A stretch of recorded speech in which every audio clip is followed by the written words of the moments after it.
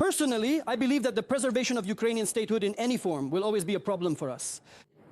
There is what is called the Ukrainian state. One way or another, depending on the situation, this will always create a problem, because whether you like it or not, it has almost always based itself on this dichotomy, so to speak, on opposing itself to Russia. It will always, in one way or another, suffer from this affliction. And there will always be those who will, so to speak, use this.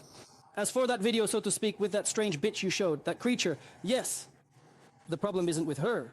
The problem is that in today's Ukraine, an entire generation has already been raised on this model of political Ukrainianism, which incorporates all the most repugnant traits, justifying it solely by opposition to Russia.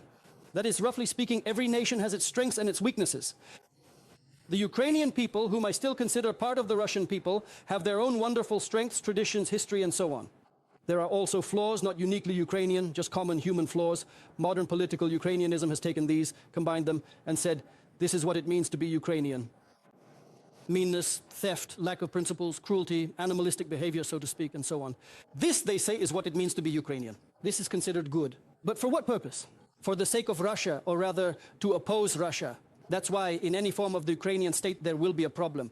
But what we want is one thing, and reality is another. Reality is always different from any wishes. So in this reality, we see the emergence of this plan, which, by the way, confirms the following. Remember, even on your show, we've said it once, even several times, that Trump actually can't do anything about Ukraine. He can do it if he wants to.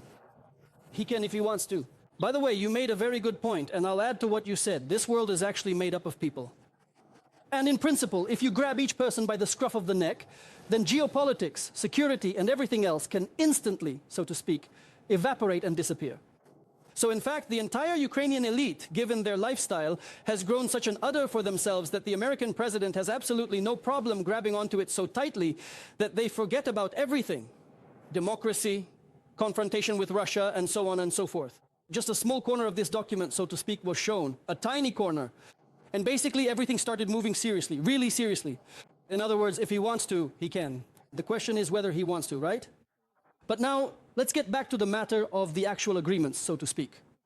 There really are, compared to what was said before, some points that can be considered as serving Russian interests. But along with that, there are a large number of points that, at least for now, seem completely unacceptable. So probably, there is some way to move forward here, which is something Putin also mentioned, right? We can work on it, but first of all, we need to understand that, of course, they will try to deceive us. Secondly, in its current form, to put it mildly, the agreement requires changes and so on. And besides all that, as was mentioned here, there's the issue of legal guarantees. NATO and the EU were mentioned here. Listen, who is actually going to sign it? And who will sign on behalf of Ukraine? That's why there's an election in 100 days. Yes. And who will be the one to sign it? There are 100 days after the signing. That's the point. But in general, besides everything else, we're also analyzing the leaks from our enemies. What's really going on there?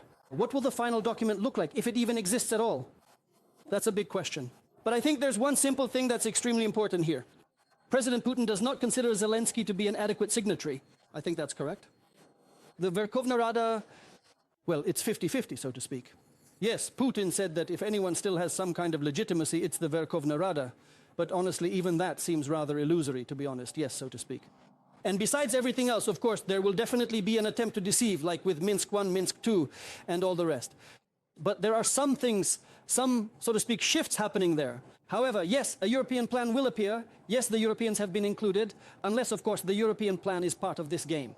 For example, here's a simple thing. Here's the Trump plan for you. Is there something you don't like? Well, now there will be a European plan, and it's completely anti-Russian. Let's go there. That's why, of course, Trump will put pressure on everyone, including, so to speak, us. That's obvious. Although it seems to me that right now Venezuela might actually be much more important to him than Ukraine. And finally, let me repeat once more regarding the big war we're talking about. Our task is not just to talk about it, but to prevent this war by demonstrating such a level of threat that it nullifies all their preparations. If they don't believe in this, then yes. They have plenty of resources to pump up, supply, and so on. To strike. If necessary, you know, Vladimir, at the very least, they shouldn't have any doubts about that.